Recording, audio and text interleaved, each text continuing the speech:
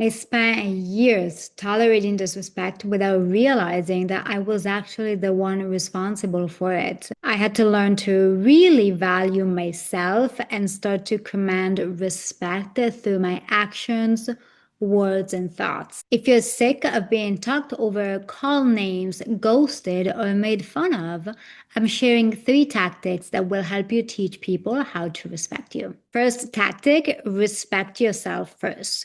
Respect doesn't come from others, it comes from yourself. You set the standards of how you want people to treat you. Respect is built when you stop begging for attention, when you stop chasing respect, ironically, when you stop being desperate for it, whether it's your a-hole boss or your boyfriend who's cheated on you or a friend who takes you for granted. It's imperative you have to respect yourself first. And you have to become the person who's not okay with being disrespected. And many people, surprisingly, are okay with being disrespected. When you stop being okay with being disrespected, you start to vibrate at the frequency that attracts not jerks, but people who naturally respect you. In other words, respect from others is a byproduct of you respecting yourself. And the fastest way to lose respect is to chase respect or to forcefully require it. Trying harder to prove that you're worthy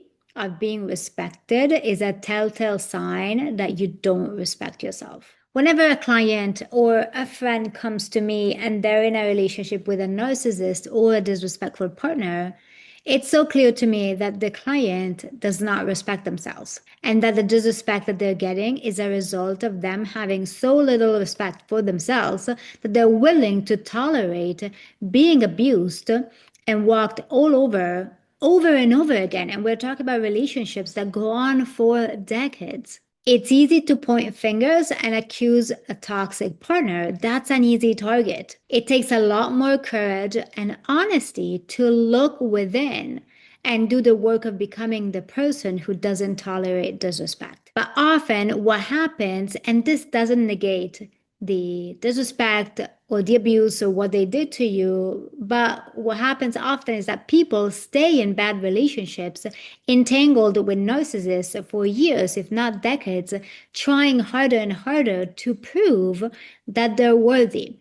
And what happens is that the partner doesn't change, of course, and instead my clients end up more and more exhausted and frustrated. And that's when they come and decide to work together. So before you point fingers and look outside of yourself, ask yourself, do you know what it looks like to respect yourself? One of the easiest ways to start developing self-respect is to keep your word to yourself. So simple, and it's incredible how many people actually don't do this. Keeping your word to yourself means that you'll do what you say you'll do over and over again, every day, until keeping your promises to yourself becomes second nature. Self-respect is a habit.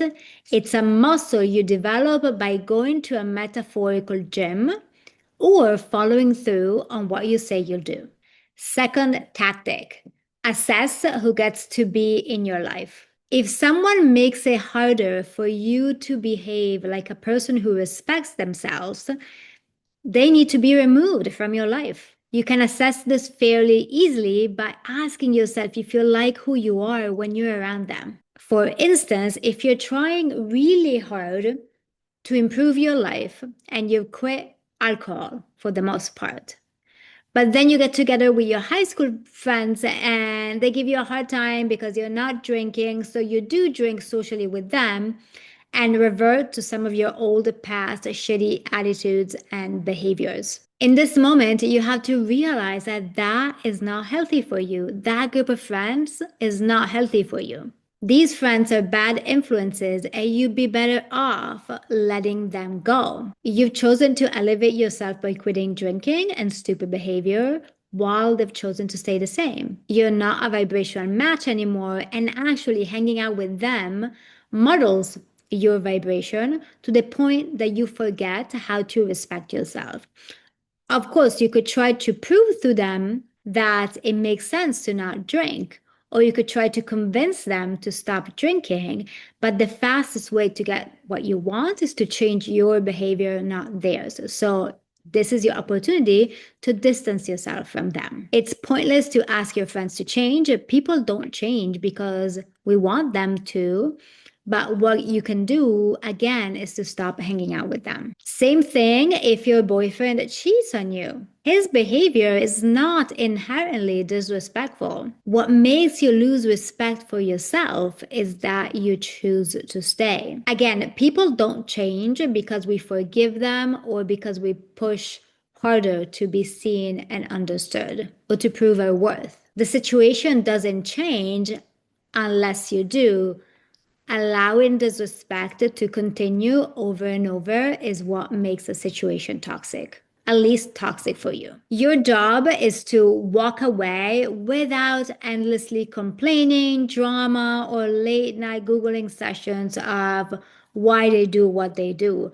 It's your job to stop the addiction to chaos. Choose discomfort over self abandonment.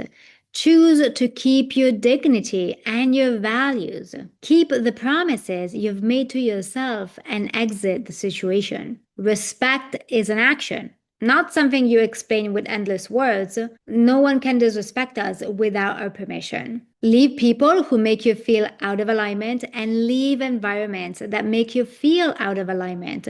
Nothing changes unless you do. Third point, regulate your emotions and communicate truthfully. When we are disrespected, we usually get triggered, and our first instinct is to react.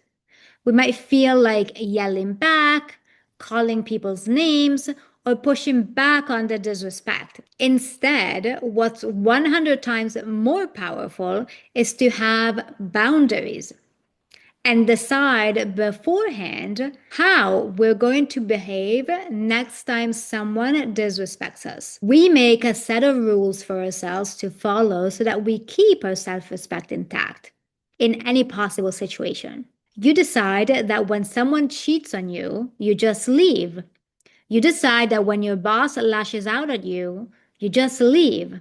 If a friend talks over you all the time, you might have a conversation with them once, but if they're not willing to listen, you just walk away from the relationship. It's your job to choose silence over word vomiting and quiet action over drama. Again, stop the addiction to chaos. It's all about respecting yourself. It's not about arguing to be respected. That's pointless. It's about quietly walking away because engaging in that conversation is not only not worth your time, but it will also cause you to lose respect for yourself. If this video helped you and if what I shared resonated with you, make sure you subscribe so that I can create more content like this.